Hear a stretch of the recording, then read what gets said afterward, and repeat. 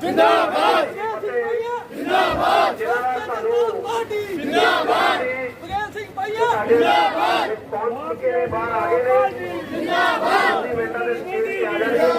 Bharatiya Janata party जिंदाबाद Bharatiya Janata party जिंदाबाद Bharatiya Janata party जिंदाबाद भारतीय जनता पार्टी जिंदाबाद बघेल सिंह भैया जिंदाबाद बघेल सिंह भैया जिंदाबाद खत्म हो चुके हैं।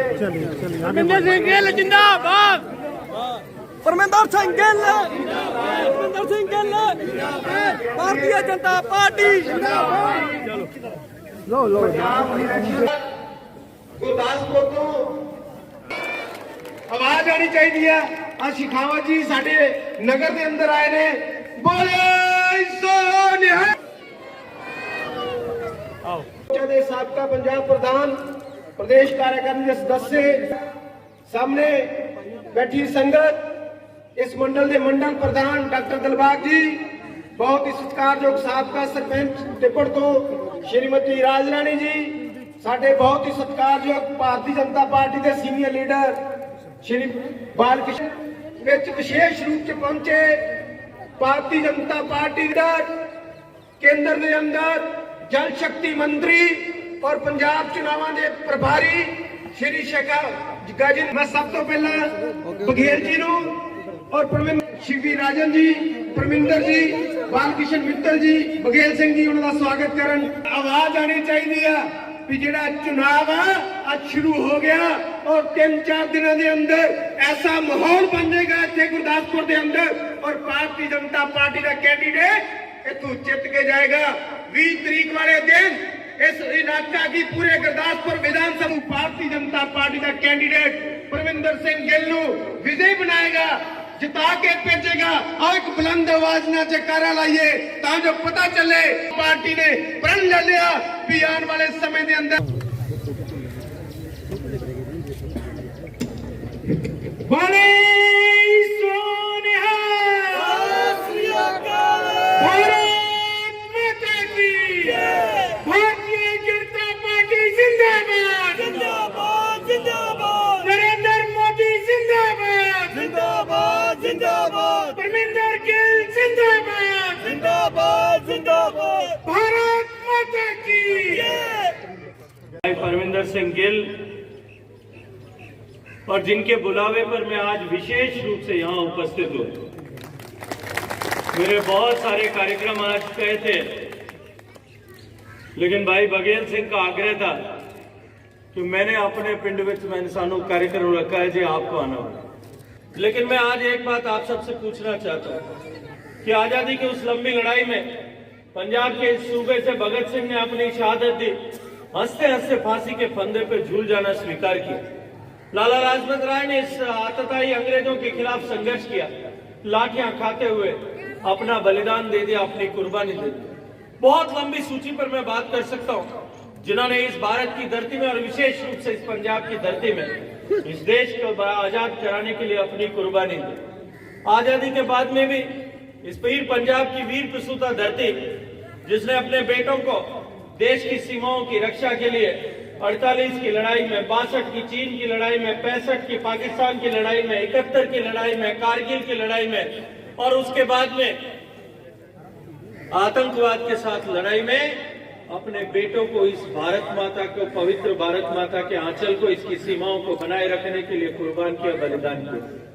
लेकिन इन सब लोगों ने जो बलिदान किया, क्या उन्होंने इस तरह का पंजाब बनाने की अपेक्षा के साथ में बलिदान किया? क्या उन्होंने कल्पना की थी कि जिस देश को आज, जिस मुल्क को आजाद कराने के लिए हम अपना सर्वस्व समर्पण कर रहे हैं, हम हंसते हंसते फांसी के फंदे पर झूलना स्वीकार कर रहे हैं, उन्होंने क्या इस ऐसा आज जो पंजाब के हालात है, ऐसा पंजाब बनाने के लिए अपना जीवन कुर्बान किया? जिस पंजाब ने देश की जनता का पेट, धरती का सीना फाड़ करके जिस पंजाब के बेटों ने भरा था, आज अपना पेट भरने के लिए उस पंजाब के बेटों को दुनिया के दूसरे मुल्कों में जाकर के काम करना पड़ा। जो दुनिया का पेट भरने वाले, देश का पेट भरने वाले लोग थे, उनको दुनिया के दूसरे देशों में जाकर के अपना पेट भरने के लिए काम करना पड़ा।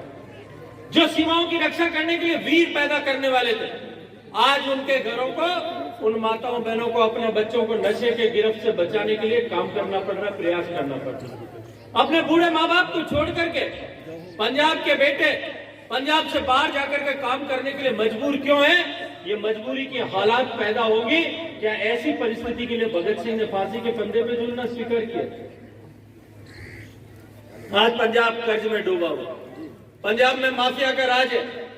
पंजाब में पिछले 20, 15, 20, 25 साल के शासन कालों में, चाहे अकाली की सरकार रही होगी या कांग्रेस की सरकार रही होगी, पंजाब में जिस तरह के हालात बने, उन हालातों के कारण से आज पंजाब, जो एक समय मजबूत प्रदेश था, आज मजबूर प्रदेश हो गया है। और उस मजबूर प्रदेश का अपमान करने के लिए दिल्ली से, तो बारिश में अपने यहाँ डाडर आते हैं कि मेंढक, क्या कहते हैं आपके यहाँ, डडू आते हैं। डडू बारिश में आके टर्टर करता है। आम आदमी पार्टी वाले भी बारिश में आके टर्टर करते हैं। 5 साल जब वो समाज में लोगों के बीच नजर नहीं आते, कोरोना की आपदा आई थी, आपको क्या, आपको 5 साल में, उस समय कोरोना की आपदा में 2 साल में कोई आम आदमी पार्टी का आदमी दिखा था? कोई काम नहीं कर रहा था। समाज के बीच में अगर कोई काम कर रहा था तो वो भारतीय जनता पार्टी के कार्यकर्ता काम कर रहे हैं। आज अमेरिका के हालात किस तरह से खराब है, जर्मनी के हालात किस तरह से खराब है, हांगकांग ने, चीन ने अपने दरवाजे बंद रख कर रखे, ऑस्ट्रेलिया ने अपने दरवाजे बंद कर रखे, क्योंकि जो तीसरी लहर आई उससे घबराए हुए हैं। और हम सब देख रहे हैं कि आज तीसरी लहर के आ जाने के बाद में भी आज भारत में हम सब लोग सुरक्षित हैं। वो सुरक्षित क्यों है? क्योंकि मोदी जी ने, जब दुनिया में टीका बन रहा था, अब पिछले 100 साल का इतिहास उठा करके देख लो, दुनिया में 100 साल में 5 बड़ी बीमारियां आई। एक टिटनेस की बीमारी आई, एक पोलियो की बीमारी आई, जैपनीज इंसेफ्लाइटिस की बीमारी आई। इन सब बीमारियों के टीके बनाए। हिंदुस्तान में पोलियो का टीका कितने साल बाद में पहुंचा? 54 साल बाद में। अमेरिका में लगना शुरू हुआ, उसके 54 साल बाद में हिंदुस्तान में पहुंचा। जैपनीज इंसेफ्लाइटिस का टीका 17 साल के बाद में पहुंचा। टिटनेस का टीका 75 साल के बाद में पहुंचा। जब मैं, कोरोना की आपदा थी, मैं जब चर्चा करता था लोगों से, लोग मुझे पूछते थे कि भाई साहब अब की बार टीका कब आएगा? मैं उनको कहता था कि मैं भविष्य वक्ता भी नहीं हूं, वैज्ञानिक भी नहीं हूं, मैं कैसे बता सकता हूं। लेकिन मैं उस समय भी कहता था कि एक बात जिम्मेदारी के साथ मैं कहता हूं कि अब की बार देश की जनता को 17 साल, 54 साल, 70 साल, 75 साल इंतजार नहीं करना पड़ेगा। अमेरिका में जब टीका लगना होगा तभी अमेरिका, हिंदुस्तान में भी लगना शुरू होगा। और आज मैं गर्व से कह सकता हूं कि दुनिया में सबसे सस्ता टीका भारत में बना, दुनिया के 7वें भारत में बना, दुनिया में सबसे ज्यादा टीके हमने लगाए। और आज मैं आपके सामने जिम्मेदारी से एक बात कह रहा हूं कि पूरी दुनिया के गरीब देशों को टीका लगाने का काम जो है वो भारत में बने हुए टीके से होने वाला है। पूरी दुनिया की सुरक्षा करने के लिए भारत का के वैज्ञानिक और भारत की सरकार और मोदी जी आज काम कर रहे हैं। लेकिन आपने एक मजबूत आदमी को प्रधानमंत्री बनाया, देश को मजबूत बनाया। आज देश की तरफ आंख उठा करके देखने की किसी की हिम्मत नहीं हो सकती। पहले रोज आतंकवादी घटनाएं होती थी, जयपुर में बम ब्लास्ट होता था, बेंगलोर में होता था, मुंबई पर हमला होता था, और देश में हैदराबाद में बम ब्लास्ट होता था, संसद पर हमला होता था, अक्षरधाम पर हमला होता था, जम्मू में रघुनाथ मंदिर पर आतंकवादी हमला होता था। हमारी सरकार कहती थी कि अब की बार हम बर्दाश्त नहीं करेंगे, 15 दिन बाद में फिर कहीं न कहीं हमला होता। लेकिन मोदी जी ने उस हमले को बर्दाश्त नहीं किया। उरी और पुलवामा के बाद जिस तरह से जवाब दिया, आज पूरी दुनिया जानती है कि भारत आज सशक्त देश है और भारत के विरुद्ध होने वाली कोई भी गतिविधि, चाहे वो देश के अंदर से हो या देश के बाहर से हो, भारत के लोग बर्दाश्त नहीं करेंगे। सेना को आज खुली छूट दी हुई। मित्रों, आज जिस तरह से देश को मजबूत बनाने के लिए आप सब लोगों ने योगदान दिया, आज मैं आप सब लोगों का आह्वान करने आया हूं, हाथ जोड़ करके विनती करने आया हूं। इस पंजाब का अतीत का जो है, जैसा गौरवमयी अतीत था, वैसा ही पंजाब अगर आप वापस बनाना चाहते हो, वैसा ही पंजाब, मजबूत पंजाब वापस बनाना चाहते हो, वैसा ही रोजगार युक्त पंजाब बनाना चाहते हो, वैसा ही खुशहाल पंजाब बनाना चाहते हो, वैसा ही महिलाओं का सम्मान करने वाला पंजाब बनाना चाहते हो, वैसा ही नशा मुक्त पंजाब बनाना चाहते हो, वैसा ही माफिया मुक्त पंजाब बनाना चाहते हो, वैसा ही घूसखोरों से मुक्त पंजाब बनाना चाहते हो।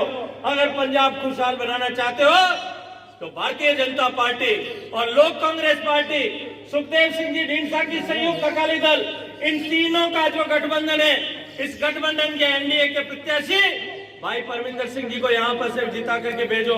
ये पंजाब मजबूत बनेगा, पंजाब खुशहाल होगा।